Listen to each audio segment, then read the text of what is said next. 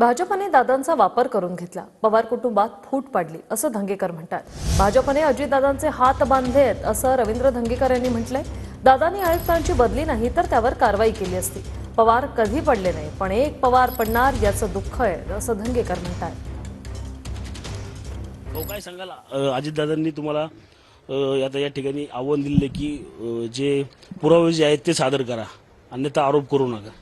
दादांनी माझं काम जवळनं बघितलं, पण मी दादांच्या ह्याला आरोपाला उत्तर देत नाही. पण दादांचा ज्या पद्धतीनं भारतीय जनता पार्टीनं दादांचा वापर करून घेतला, ह्या पवार कुटुंबामध्ये जी फूट पाडली आणि ह्या उभ्या महाराष्ट्राने बघितली, 2 घरं फोडली, 2 घरं समोरासमोर युद्ध करायला लावली.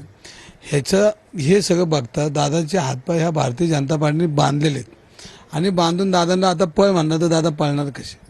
दादांची भाषा अशी नाही, दादाची भाषा ॲक्शन आहे आणि ती ॲक्शन आम्ही बघितलेली.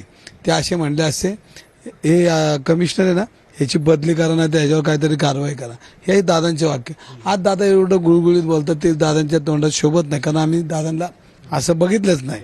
आणि मग अशा वेळेला दादा जे 5 ह्या प्रकरणात 6 दिवसांनी आलेत आणि दादा पालकमंत्री, पण दादांना अधिकारच नाही ठेवले यांनी. पवार ह्या महाराष्ट्रामध्ये पडताना ते महाराष्ट्राने कधी बघितलं नाही. आज कुठला तरी पवार पडणार आहे हे दुःख आमच्यासारख्या कार्यकर्त्याला या महाराष्ट्राला आहे. आणि भारतीय जनता पार्टीमुळे झालेलं हा सगळा हे सगळा ड्रामा आहे.